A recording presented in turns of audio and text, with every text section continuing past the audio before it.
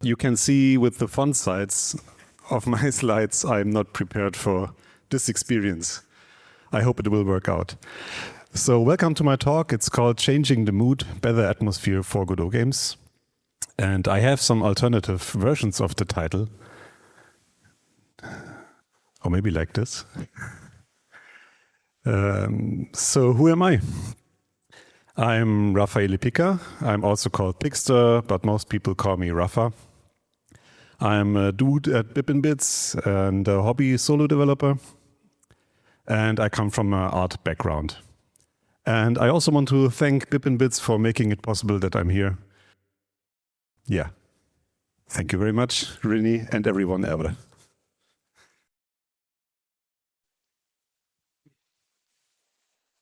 So why am I talking? I've been using Godot for 6 years. I'm working full-time in a Godot studio. I released games made in Godot, and I'm running a poorly updated YouTube channel, which is the best qualification. So I've made a lot of jam games, not on my own. I'm part of a team always.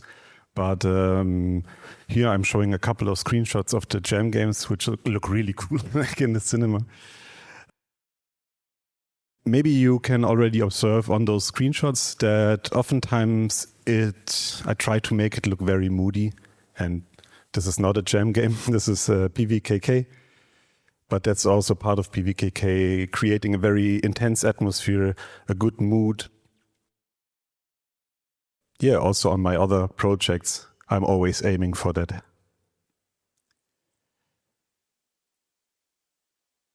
And the last weekend was the Ludum Dare. We made another game. And again, of course, I tried to create a nice looking atmosphere. At this time, a very Caribbean feel, so not always dark and oppressive. And before we get into the real talk, I want a short disclaimer. This is all my experience and opinions. So if you don't agree, that's totally fine. You can talk to me afterwards. I'm happy to be challenged with the opinions. That's absolutely fine. And yeah, let's get into it. Mood and atmosphere. What is this even? Like, what are we talking about? For me, mood means the overall feeling that a game gives you. When you play a game, you have certain emotions, and I would call this the mood of the game. Like you play a horror game and it feels very dark and oppressive, or you feel like a cozy farming sim and it feels nice and relaxing. That's what I would consider the mood of the game. And the mood is made up of several things. It's the visuals that you see, the music, sound, the pacing of the game, if it's slow or if it's fast. Also the story and dialogue. Are the people nice to you or are they insulting you all the time? And also the gameplay mechanics can play into that feeling that you have. And in today's talk, I'm going to focus on the visuals because that's what I'm personally best at. I can't really do a lot of music stuff, so I hope this is my best quality that I can give to you. And atmosphere is basically the sense of place, and it makes the world feel real and lived in. I think that's very important, and sometimes a thing that is not strongly enough emphasized in games. And again, this is like my definition of it. But when I work on games, when I work on the visuals, I always try to make it feel like a real place. And both together is basically the mood is the emotion and the atmosphere is what creates it. So I try in this talk to give you a couple of tools or maybe better understanding of what makes a strong atmosphere. So we go into crafting a strong atmosphere. To craft a strong atmosphere, we have, from the visual point of view, two things that I think are important. Of course, it's much more, but I try in this talk to focus on the things that will help you most. So for me, that's a sense of place and composition and focus. And the first one is a bit more abstract. If you look at a place, like in the cinema, and you look closely, you really use all your senses, then you will maybe get an impression of what the place is, what happened there before you arrived. You see like footsteps on the carpet. You maybe see an edge that is worn off at a seat.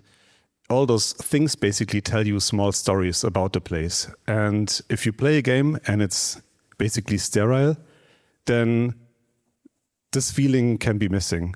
And it can be on purpose, like the liminal space games that are a bit popular recently. They often take away this aspect and make a game look very plain. And then it feels strange because it feels like a place that can't exist. Almost every place has a bit of history. And the second part, composition and focus, is a more artistic aspect. It's use of colors, guiding the eye of the player. Those are the things that will be covered there. And when I was making the talk, I tried to break down the most important aspect of those two categories. And for me, I came out with two guidelines, I could say. And for sense of place, it's make the invisible visible. And for composition and focus is make the right things stick out.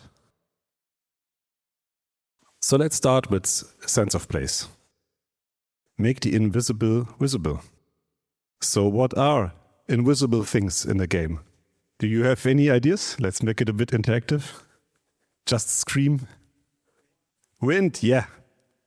What happened before? I would say history or time. Maybe something else?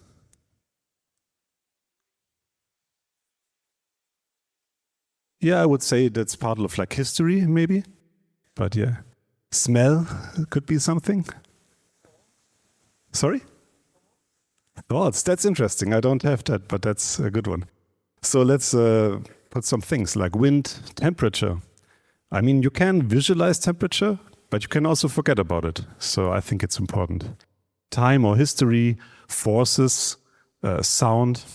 Those are all things that can exist, but they can't be invisible. They can be invisible. Smell. I forgot about smell. But maybe smell is something that you don't want to have like as a real experience for the player. Maybe you can visualize it. But I'm afraid of the day that we get technology to experience smell in games. So, a GIF missing, but no problem. I was prepared for that. It was a GIF of our game Tristram. And in Tristram, you see like this little village. And what's happening there is a lot of wind and gusts. You see small particles flying across. Maybe you can see the wind moving the trees and the grass. Could be a little bit dark, but I hope you see it. At least the pixels are big enough.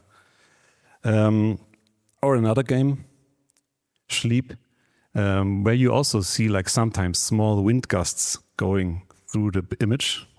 You also see the grass moving. So there are a lot of small things that move. Or when the dog barks, you can see like this little shockwave around the dog that visualizes the sound. And that just makes everything feel more real, or you can feel much more connected to the game. Let's go through those things a little bit. For example, wind is something you can pretty easily implement into games. Making wind gusts like this. You can use a line 2D, but you can use a flipbook if you have the option to create such flipbooks.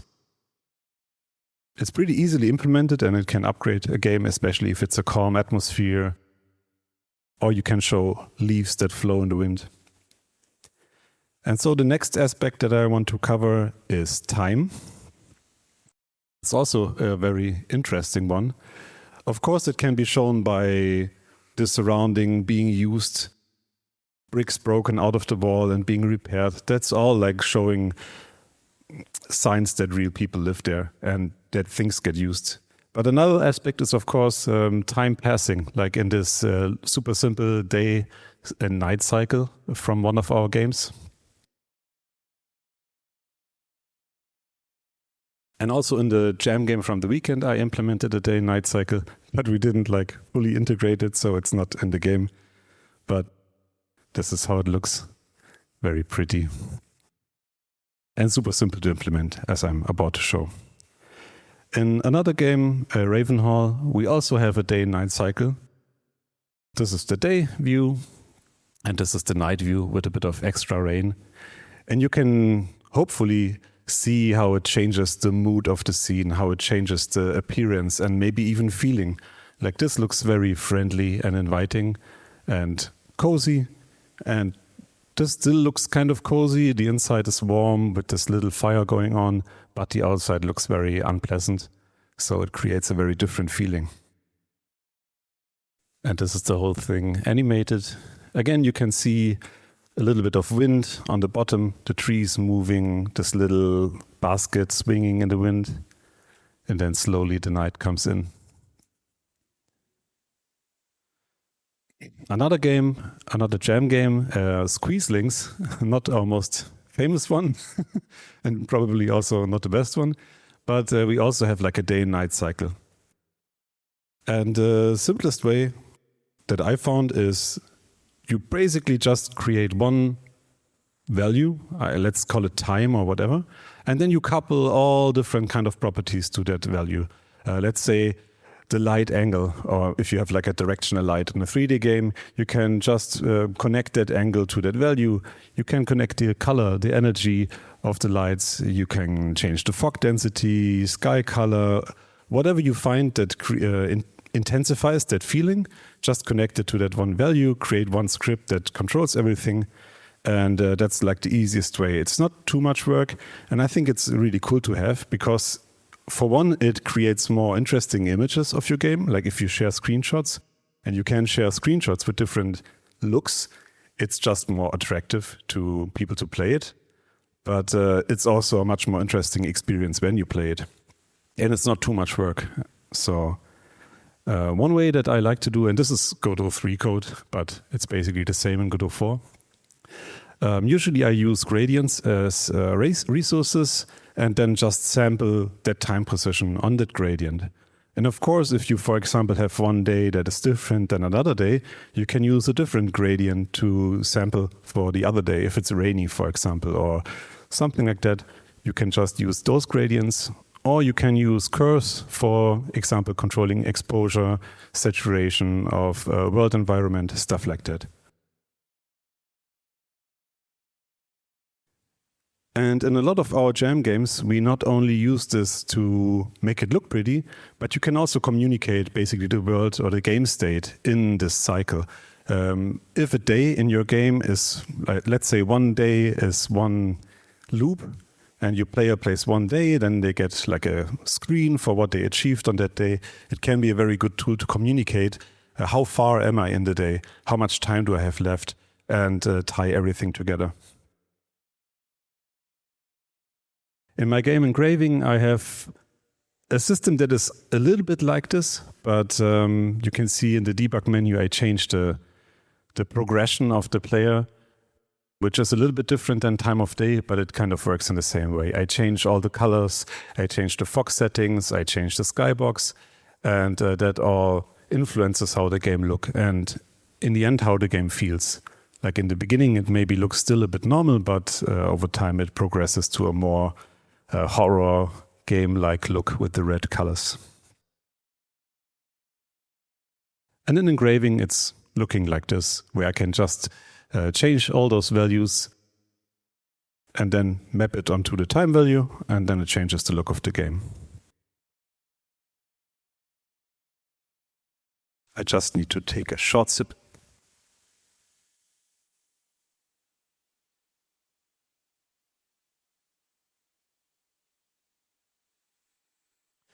All right, in PVKK we have a system that works a little bit differently because we don't change the mood so much over one mission, but we load a resource that changes the whole daytime and the overall look of the game with one resource. So for example, in PVKK a day or a mission can look like this, or it can look like this, or it can look like this. So we have like different settings for that.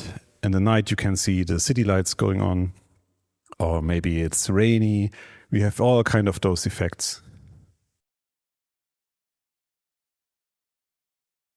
And the same applies to the inside of the bunker. Like if in this game you are inside a bunker, and if you stand up from this console, you will see something like this. It also is influenced by the outside. So if we change the mood on the outside, the mood on the inside will look, like have a matching look.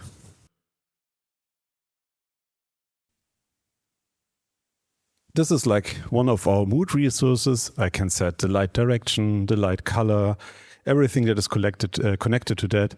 And then I just load the new resource and the game looks different. And hopefully the player has a feeling of a living world that changes and doesn't look the same every day. And in PVKK, one thing is interesting. Sometimes it's enough to, for example, just have a directional light and you change the directional light and yeah, suddenly the game looks different. In PVKK, that's not enough.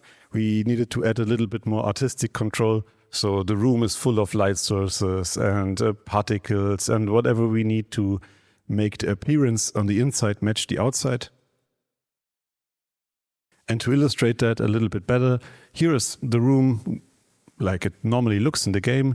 If we take away the directional light, you can still see a lot going on, like the light on the top, the light on the front, and now we turn off the light sources one by one. And that's how it looks with just like the basic ambient light with reflections, with reflection probes going on, and yeah, that's it. So let's get to the next point, composition and focus. It's about making the right things sticking out. To talk about composition and focus and everything that is connected, I first want to quickly jump into the lovely topic of contrasts. Everyone knows the word contrast. You probably know what it means, like two things that are different from each other and so they create a contrast. There are different types, light and color, I would call that, like light and dark, complementary colors, warm versus cool, vivid versus desaturated. Those are probably all words that you all heard of at some point in game development. Those make up a basic image and how it looks. But we have different contrasts too, and those are also important. Like for example, shape and form, large versus small, organic versus geometric, detailed versus simple. We have spatial contrast, density, depth, scale and proximity. We have motion, like movement and stillness in an image. So you can see there's a lot of tools that you can use to make an image or a game look more appealing and create focus in the areas where you want the player to look at. Oh, there's one more. Texture and detail. Rough versus smooth, high detail versus low detail. And you probably all know this effect. I think that's a good example of texture contrast. So my top three, if I would have to choose my tier list, value, motion, and saturation would be my S-tier contrasts that I can recommend looking into and like mastering them, because they really control most of where the player will look at. As an example from the last weekend, we did this jam called a short flight, where you fly in waterplane. And this is a screenshot out of the game, like without any post-processing, anything going on. Yeah, maybe you can already spot a couple of problems there. If I look at an image like this, I try to think of where are the problems in this image. How can I improve it? How can I improve where the player looks and where they will focus their eyes on? So let's see maybe what's working. I would say this is working. Like we have a complementary contrast between the airplane and the sea. And complementary means if you take the color wheel, you have things that are on the opposite end of the color wheel. They are contrasting from a hue perspective, and that's working nicely. But there are different type of contrasts. We still have saturation and value. As you can see, all the colors here are very saturated, so we don't have that contrast. The blue and the yellow and the red, yeah, they are maybe even similar on the value level. And we have another problem with texture. You can see all those little tiny dots that are like the shiny things on the waves. And that creates a lot of texture that is very distracting. So how can we fix those problems? My first step was to apply a Kuwahara filter that already solves the texture problem. If you don't know about the Kuwahara filter, it's a really interesting visual effect, basically. Yeah, you can read about it. It's very cool. And the next step was a bit more elaborate, but I really wanted to do it, not just because it looks cool, because it also fixes a visual problem, and that is water reflections. You can see now the environment has reflections. That also reflects the skybox, and the skybox is very bright, as we can already see here. So I knew if we reflect the sky, we also solve a couple other problems with the overall look of the image. So again, this is the original version, and this is, you can say, the fixed version. And for me, this image looks much more appealing to my eye. Maybe you need a little tool to get you kickstarted. And one very simple tool that helps you see those problems is if you look at an image in black and white. Maybe you heard about this technique or you already know it, but it's a very easy way to just put a black and white filter on something, and then you can already see a couple of problems much more easily. Like the airplane still sticks out, but for example, the rock on the horizon, yeah, it sticks out, but it could have more contrast to the water. And if we now look in black and white in the final image, it looks much more harmonic. The rock is still sticking out, so it's a much more interesting point of interest. And the airplane is, at least to me, sticking out much more with the red popping out. And yeah, this is the final image. And those two circles are where I want the player to look at. Look at the fancy airplane and the nice island on the horizon. And the same is true for PVKK, for example. If you look at the places in this image where your eye is immediately drawn to, it's probably the front of the cockpit and the right side, the desk with all the little details, and maybe the flag on the wall. But those are the points where I really want the player to look at. These are the interesting points. And sometimes games have very interesting points and spaces that don't matter. So make the right things stick out. The same in Dome Keeper, where I added this little light effect to the keeper. It's like a little vignette around the keeper where he has, it looks a bit like a lantern. And that just makes your eye focus more on the keeper, on the player character, instead of everywhere else. So it's also easier to find your player character. If we disable this, it is a bit harder. Again, the same for our poor squeezlings. Where you point the mouse cursor at, you get like a little highlight, and that just highlights the place where you want to look at. Recently, I also made another jam game, which is called Moldrise. And in Moldrise, I had a pretty easy time highlighting the places where I want the player to look at, because it's like a stairwell, and I put the lights where I want the player to look at. But you can also overdo it. In this example, you can see the light source is hitting like the right spot, but everything else around it is almost pitch black. And then it's almost missing balance. So you can also overdo contrast. Sometimes it's good to try to strike a balance and also give the eye some other places where they can look around a bit and explore the image. So this is basically without post-processing, and this is with post-processing. And you can see it got a little bit of ambient light, so you can see some details on the next floor, but not enough to quite make it out, which is, I think, much more interesting for a horror game than just having like a pitch black area. This is, for example, how the world environment setup looks for Moldrise. I hope everyone knows about the world environment node. If not, you should really check it out. It's basically a bit of magic that you can use on every project to make things look better. You have a ton of settings there.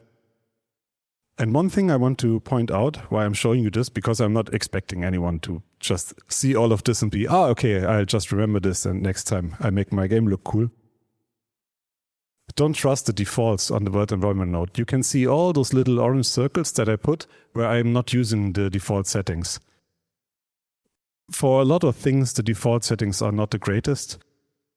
I would recommend, if you are responsible for that part of the game, to really get into the world environment node, check out all the settings, play around and find out what they do. And then you can make much more informed decisions. And there's one setting that I would say use on almost every project that I work on, is the adjustment setting in the world environment node. And I do this on almost every project, that I change the gradient. I put in one more point in like the last little bit and one more point shortly before the white. And I put a coolish tint and a cold tone and a warmish tint and a warm tone.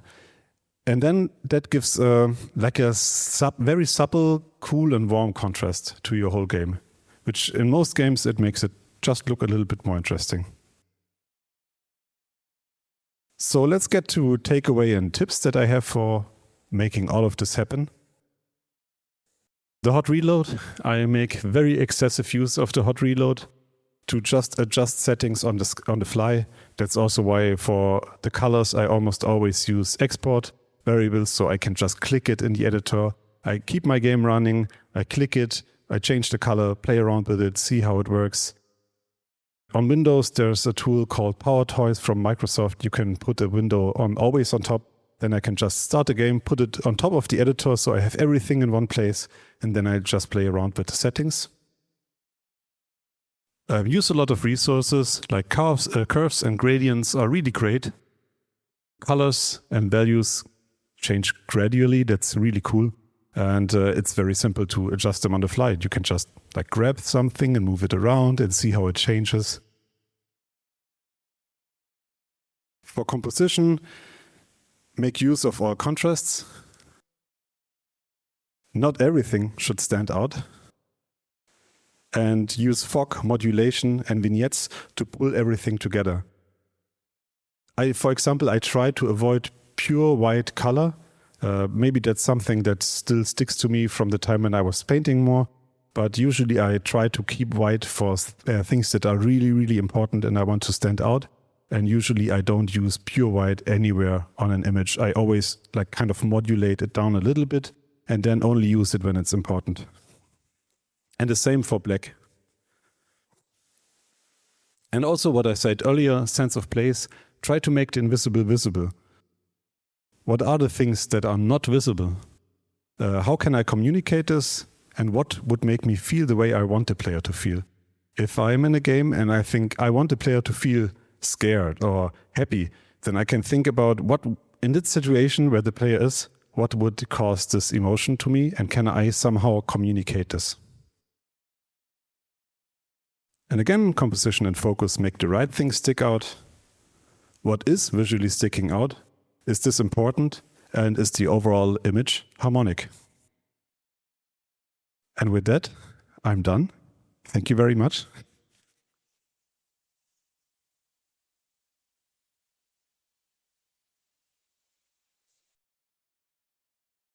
We have like 2 minutes left, I think, right?